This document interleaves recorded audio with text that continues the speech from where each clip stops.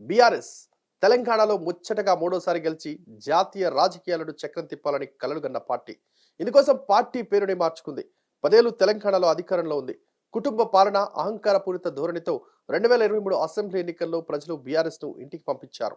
10 ఏళ్లు ఓటమంటూ ఎరగని పార్టీకి తాజా ఓటమి మింగుడు పడలేదు. ప్రధానంగా పార్టీ పరిస్థితి ఏంటో కూడా అర్థం కాని పరిస్థితి నెలకొంది. విశ్లేషకులు ముందుగా అంచనా వేసినట్లే అంతా జరుగుతోంది. జాతీయ రాజకీయాలేంటో గాని తెలంగాణలో ఆ పార్టీ ఉనికే ప్రశ్నార్థకమయ్యే పరిస్థితి కనిపిస్తోంది.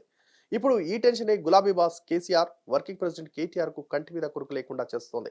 అసెంబ్లీ ఎన్నికలు ముగిసిన 3 నెలలకే లోక్సభ ఎన్నికలు రాబోతున్నాయి. మరో 40 రోజుల్లో నోటిఫికేషన్ వచ్చే అవకాశం ఉన్నట్లు ప్రచారం జరుగుతోంది. దీంతో జాతీయ పార్టీలైన కాంగ్రెస్, బీజేపీ ఇప్పటికే ఎన్నికలకు సమాయత్తమవుతున్నాయి. దీంతో అప్రమత్తమైన గులాబీ పార్టీ కూడా అసెంబ్లీ ఎన్నికల్లో పోయిన పరువును లోక్సభ ఎన్నికల్లో నిలబెట్టుకోవాలని భావిస్తోంది. ఈ క్రమంలో అసెంబ్లీ ఎన్నికల ప్రభావం వచ్చే లోక్సభ ఎన్నికలపై పడకుండా ఉండేందుకు పార్లమెంటు నియోజకవర్గాల వారీగా బీఆర్ఎస్ వర్కింగ్ ప్రెసిడెంట్ సమీక్షలు నిర్వహిస్తున్నారు. నిరాశలో ఉన్న గులాబీ శ్రేణుల్లో ఉత్సాహం నింపే ప్రయత్నం చేస్తున్నారు. అసెంబ్లీ ఎన్నికల్లో జరిగిన తప్పులను, చేసిన పొరపాట్లను ఒప్పుకుంటున్నారు. లోక్సభ ఎన్నికలకు కార్యోన్ముక్తులను చేస్తున్నారు. ఒక్క ఓటమి బీఆర్ఎస్ కు అనేక సమస్యలు సృష్టించడంతో పాటు కేసీఆర్ కుటుంబంలోనే చిచ్చు రేపాయని గులాబీ భవన్లో గుసగుసలు వినిపిస్తున్నాయి. కేడర్లో ఆందోళన వ్యక్తమవుతుంది. ఈ క్రమంలోనే మాజీ మంత్రి హరీష్ రావు 2 రోజుల క్రితం తెలంగాణ భవన్లో కీలక ప్రకటన చేశారు. కేసీఆర్ వేగంగా కోలుకుంటున్నారని, ఫిబ్రవరి నుంచి తెలంగాణ భవన్ కు వస్తారని తెలిపారు. పార్టీ వ్యవహారాలని ఆయన చూసుకుంటారని వెల్లడించారు. జిల్లాల పర్యటన కూడా చేస్తారని తెలిపారు. అంటే కేటీఆర్ ను ఇక పక్కకు పెడతారన్న చర్చ జరుగుతోంది. ఇదిలా ఉంటే కేసీఆర్ పార్టీ గురించి పట్టించుకోవడం ఎప్పుడో మానేశారు. మొత్తం కేటీఆర్ కి అప్పగించారు. ఈ క్రమంలో హరీష్ రావు కేసీఆర్ పార్టీ వ్యవహారాలు చూసుకుంటారని ప్రకటన చేయడం కేసీఆర్ కుటుంబంలో గొడవలు మొదలయ్యాయని జరుగుతున్న ప్రచారానికి బలం చేకూరుస్తోంది.